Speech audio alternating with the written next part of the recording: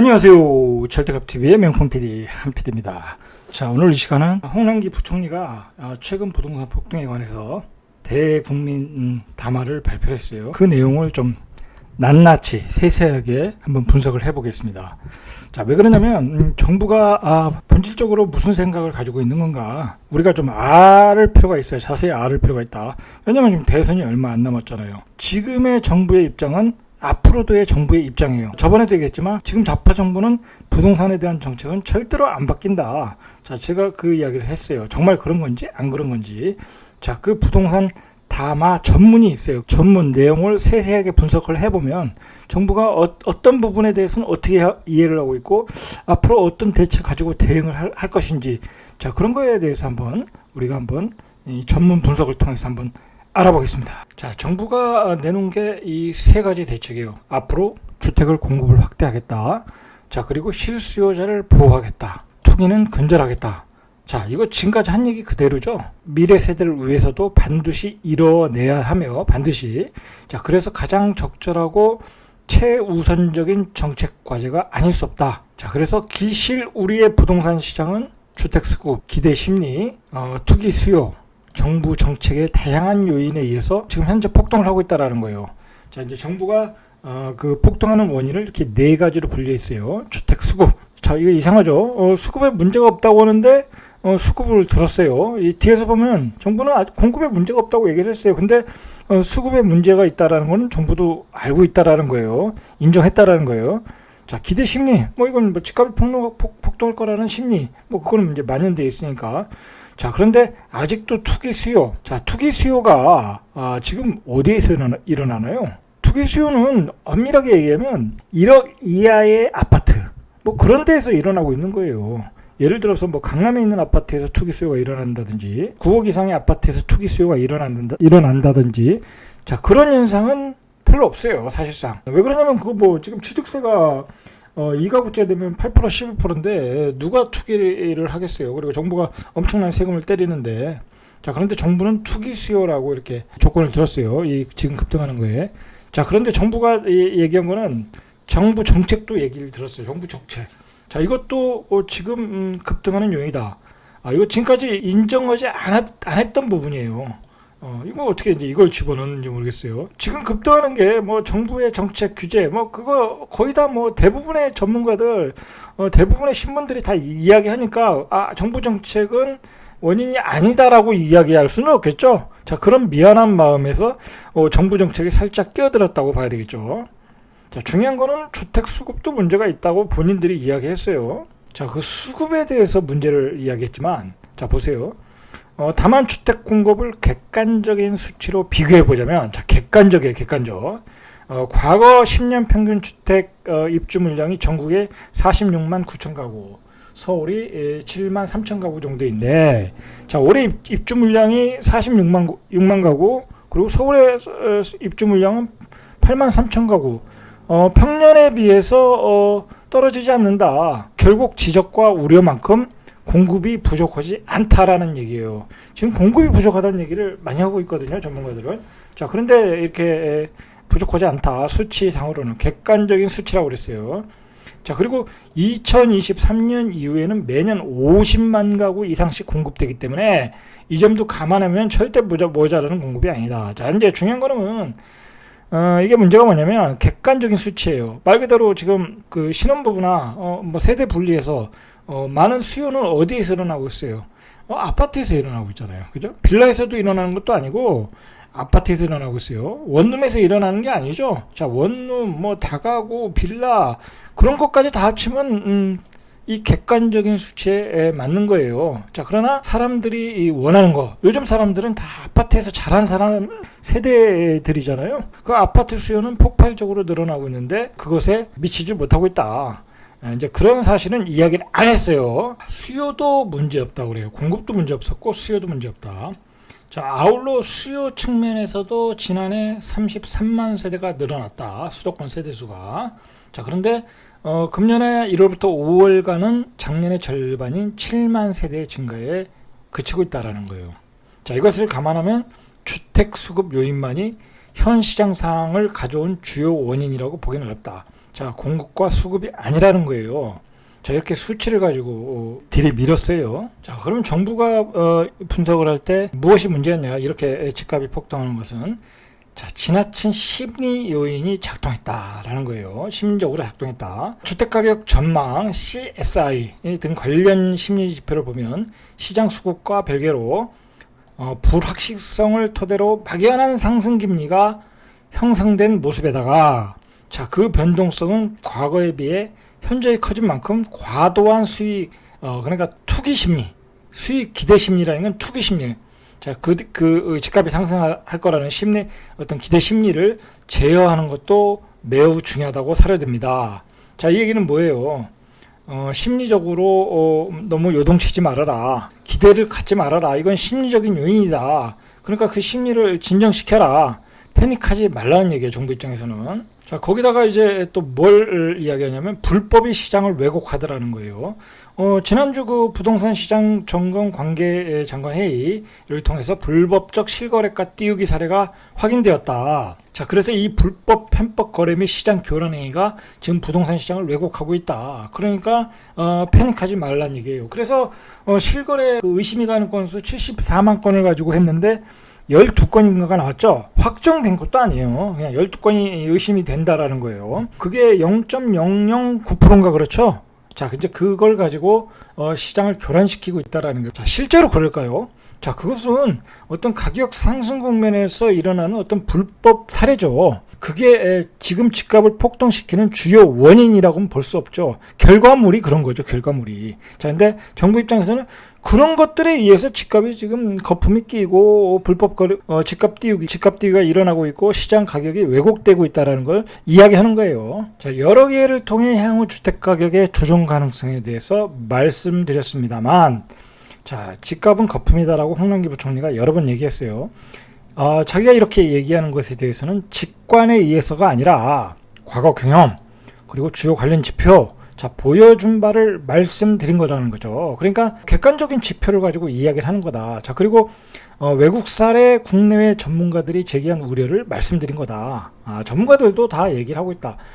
이 얘기는 뭐냐면 지금 집값이 급등하고 있고 거품이라는 얘기는 뭐 전문가들도 많이 얘기했어요. 외국 사례도. 이 말은 맞아요. 자, 근데 맞는데 이제 이거에 대한 어떤 대책이 문제라는 거죠. 집값이 많이 올랐다라는 건 누가 모르겠어요. 자, 이런 걱정은 전문가들도 다 하고 있다. 자, 문제는 이것을 막을 수 있는 방법에서 차이가 있다라는 거예요. 이게 처방의 차이가 있다. 현상을 해석하는 거는 전문가의 의견이나 정부나 다 똑같다라는 얘기예요. 지금 문제는 그러면서 홍남기 부총리의 그 전문의는 외환위기까지 나왔어요. 자, 먼저 과거 외환위기와 글로벌 금융위기 직후 자, 2008년도와 1997년 서울 아파트의 주택가격이 9에서 18%의 큰 가격 조정을 받았다. 자, 그러면 지금도 앞으로도 이런 조정을 받을 가능성이 있다라는 얘기예요. 이 이야기는. 자, 그러면 외환위기와 글로벌 금융위기가 와야 되겠죠? 자, 근데 지금 그 온다는 얘기는 없죠? 자, 이게 적절한 예라고 볼 수는 없겠죠. 그리고 실제 지금 아파트 실질 가격, 주택 구입 부담 지수, 소득 대비 주택 가격 비율 등 주택 가격 수준 적정성을 측정하는 지표들이 최고 수준에 근접하였거나 이미 넘어서고 있다. 자, 이 말은 사실이죠. 뭐 PIR 뭐 그런 것들이 우리 소득에 비해서 주택 가격이 지나치게 높다라는 것은 사실이에요. 자, 그러나 이 외환위기 때처럼 또 이렇게 폭락한다라고 하는 것은 굉장히 주관적인 생각이죠. 외환위기가 안 왔으니까. 그러면서 계속 엄포를 놔요. 한국은행이 금리 인상을 할 것이라는 거예요. 자, 여러 국내 기관뿐만 아니라 국제결제은행 BSI 등 국제기구에서도 과도하게 상승한 주택가격 조정 가능성을 지적하고 있다. 지적하고 있어요, 분명히. 자, 그러나 특히 그 한국은행이 연내 금리 인상 가능성을 시사하는 가운데 우리 금융당국도 하반기 가계부채 관리 강화를 시행하게 되며 대외적으로 미국 패드의 조기 테이퍼링 가능성도 제기되고 있다. 자, 그러니까 금리 인상도 하고 테이퍼링도 하니까 이제 집을 사지 말아라라는 얘기예요. 금리가 올라가면 집값은 떨어질 거란 얘기예요. 자, 그러나 이제 우리가 생각을 해봐야 돼요. 그 미국이 금리 인상을 하지 않았는데 우리가 금리 인상 할 수 있을까요? 못하는 거예요. 왜냐하면 금리 인상하면 집값은 조정받을 수 있더라도 다소. 자, 그러나 그 대출을 많이 받은 자영업자, 기업은 어쩌겠어요? 이 사람들은 문제가 있어요. 그러니까 금리 인상도 그렇게 쉬운 게 아니에요. 말 그대로 정부 입장에서 그 투기권들을 막기 위해서 금리 인상을 했는데 그 피해가 자영업자와 기업한테 간다. 자, 그러면 이건 큰 문제가 될 수 있겠죠. 7월 22일 KDI가 부동산 전문가 패널 100명. 자, 응답률이 74%라고 해요. 그러니까 유명한 패널들한 조사를 한 것 같아요. 그 자료를 가지고 실시한 설문조사 결과 응답자의 94.6%가 현 주택 가격 수준이 고평가되었다고 대답을 했다. 그러니까 정부가 지금 주장하는 것은 지금 집값이 고평가되었다. 전문가들한테 물어보니까 고평가됐다고 94.6%가 6%가 얘기하니까 집을 사지 말라는 거예요. 자, 중요한 거는 뭐냐면 이렇게 조사를 해놓고 유리한 것만 쓰는 거야. 정부한테 유리한 것만 쓰고. 자, 그러면 전문가들이 답변했을 거 아니에요. 그럼 집값을 잡으려면 어떻게 해야 됩니까? 라고 했을 거예요. 그럼 전문가들이 뭐라고 그러겠어요? 규제를 철폐하라. 임대차 보호삼법 철폐하라. 라고 이야기를 했을 가능성이 높겠죠. 자, 그런 얘기는 하나도 없다라는 거예요. 유리한 자료만 쓰고 불리한 것은 다 버렸다. 버렸을 것이다. 라고 예상을 합니다. 자, 존경하는 국민 여러분으로 시작했어요. 존경하는 국민 여러분, 정부는 부동산 시장 안정을 정책의 최우선 과제로 삼고 있다. 자, 하반기에 무엇보다도 주택 공급 확대, 그리고 대출, 수요 관리 및 투기 근절에 모든 정책 역량을 쏟아붓겠다라고 했어요. 자, 여러분 생각해 보시죠. 그 공급 확대 정책을 한다는 얘기는 이건 너무 많이 했고, 그리고 정부가 공급 확대를 하겠다고 해서 주소 담았던 토지들, 자, 그거 다 어떻게 됐습니까? 과천 날라갔고, 태릉도 거의 날라가기 직전이고, 서초, 상암, 용산 하나도 되는 게 없죠. 자, 그런데도 아직도 주택 공급 확대래. 이거 말이 먹히겠습니까? 이 말에 대해서 신뢰성을 국민들이 갖겠습니까? 자, 그래서 이렇게 대책이 나오면 역으로 작용하는 경우가 많더라는 거예요. 대책? 별거 없네. 자, 그러고 또 그냥 계속 사더라는 거예요. 그리고 대출을 관리한다고 그러는데, 투기 수요로 가는 대출. 아니, 지금 집을 투기하기 위해서 대출을 받을 수가 있습니까? 받을 수도 없어요. 자, 받을 수도 없다. 그러면 실수요자들을 대출을 막아야 되거든요. 자, 그러면 어떻게 되겠어요? 실수요자들이 난리가 나겠죠. 집값은 폭등하는데 실수요자들이 집을 못 사게 하는데 난리가 나겠죠. 그래서 최근에 좀 풀어준 거 아니에요? 자, 문제는 이게 정부가 어떤 그 시장의 구조적인 문제, 그러니까 왜 집값이 폭등하냐, 전세 가격이 폭등하냐, 자, 그 구조적인 문제를 이해를 못하는 것 같아요. 이해를 못한다. 계속 똑같은 대책만 반복해서 나오고 있다라는 거예요. 자, 우리가 이 정부가 계속해서 주택 공급을 확대했다고 그러는데 이게 다 어디에 있어요? 서울 수도권에서 공급을 계속 확대한다는 얘기잖아요. 자, 이게 지금 대선이 코앞이에요. 대선이 코앞이고 서울 수도권에 계속 집을 짓는다는 건 지방에 있는 소도시는 다 소멸되는 거예요. 지금은 사실 대선을 앞두고는 국토 균형 발전에 더 신경을 써야 되는 게 맞겠죠. 부동산 시장으로의 유동성 과잉 유입을 철저히 관리하겠다고 하는데 금년 가계 부채 증가율을 5%에서 6% 이내로 관리하는 가운데 하반기에는 실수요자 이외의 부동산 대출은 최대한 억제하겠습니다. 실수요자들의 어떤 그 대출이 막힐 가능성이 높아요. 그러면 결국은 서민들이 집 마련하는 기회가 박탈될 수밖에 없어요. 자, 정부가 이 교란행위를 단속하겠다고 그러는데 4대 부동산 시장 교란행위는 시장에 발 붙이지 못하도록 하겠다. 내부 정보 불법 활용. 이건 이제 LH 같은 사태에서 이제 일어난 거니까 이제 공공기관 단속하면 되는 거고, 가장매매 시세 조작. 자, 이런 게 허위 계약. 이게 뭐예요? 이거 실거래가 속여가지고 띄우기 해서 잡겠다라는 거예요? 이거 잡아서 효과가 있겠어요? 이거 다 지난 다음에 잡는 거지, 계약을 한 다음에 잡을 수도 없겠죠. 그리고 이거 거래 건수도 별로 많지도 않아요. 자, 그리고 불법 전매, 부정 청약. 지금 불법 전매가 되나요? 자, 이거 잡겠다. 이게 문제가 아니에요, 사실은. 교란행위 단속은 이게 핵심이 아니에요. 이런 것들은 이제 너무나 많지도 않고, 정작 문제가 되는 것은 말 그대로 그 투기꾼들이 1억 이하의 주택들, 예를 들어 법인들 들어가서 몇십 채씩 사고 정말 시장을 교란하는 그 투기 세력들이 있는데, 자, 그런 거에 대해서는 아무런 대책이 안 나왔어요. 아무런 대책이. 왜냐면 이 사람들이 거래시켜주는 정부한테는 뭐 세금이 많이 들어오니까 실질적으로 막을 투기 세력들은 안 막. 이거 뭐 요즘 뭐 잘 되지도 않고 아주 극소수의 그 교란 행위를 잡겠다. 이거 잡지도 못해요 사실상. 현재로 봐서는 이거 다 이거 그냥 그 언론에 뿌리기 위한 내용에 불과하다.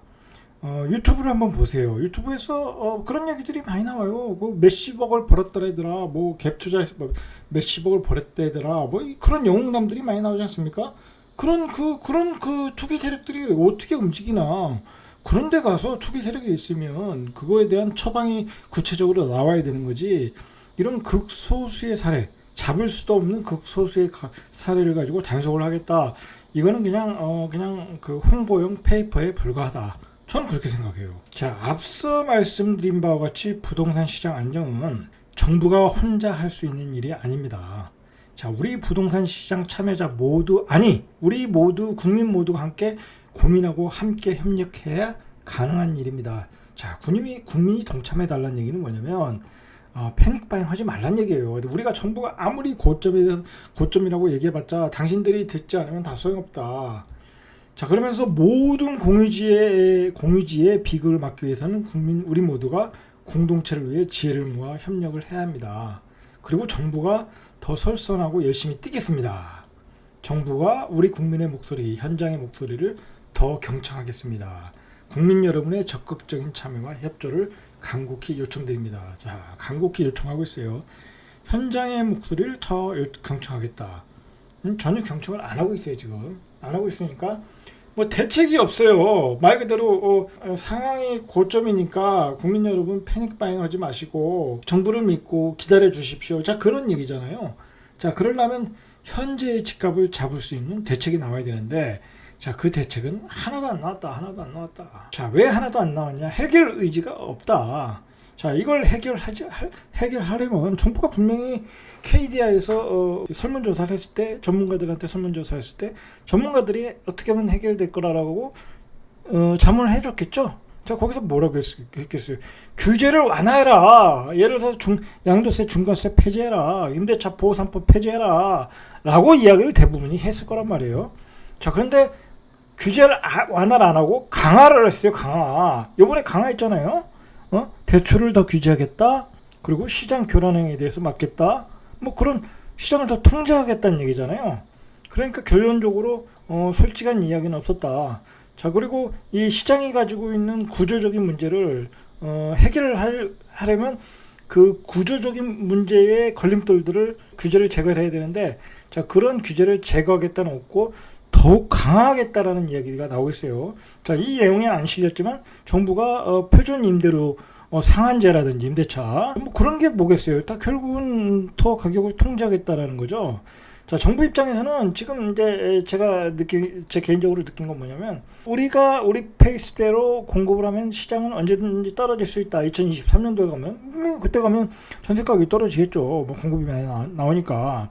자, 그때까지 이게 시간 버티기로 가겠다라는 거예요. 결국은 자신들의 그 좌파 색깔을 그대로 가지면서 부동산 시장을 어떤 좌파의 정치 프레임으로 씌워가면서 그 기조를 그대로 유지해 가면서 가겠다. 자, 그리고 어차피 우리가 생각하는 공급량이 나오면 시장 가격은 폭락할 수 있다. 자신감을 가지면서 어떤 시간 버티기로 간다라고 저는 봤어요. 이번에 그 담화문을 통해서. 자, 결론은 각자 도생이다. 알아서 판단하고 알아서 해석하고 알아서 대응하시면 되는 거예요. 자, 오늘은 여기까지. 이상 절대값 튜브의 명품 PD 한 PD였습니다.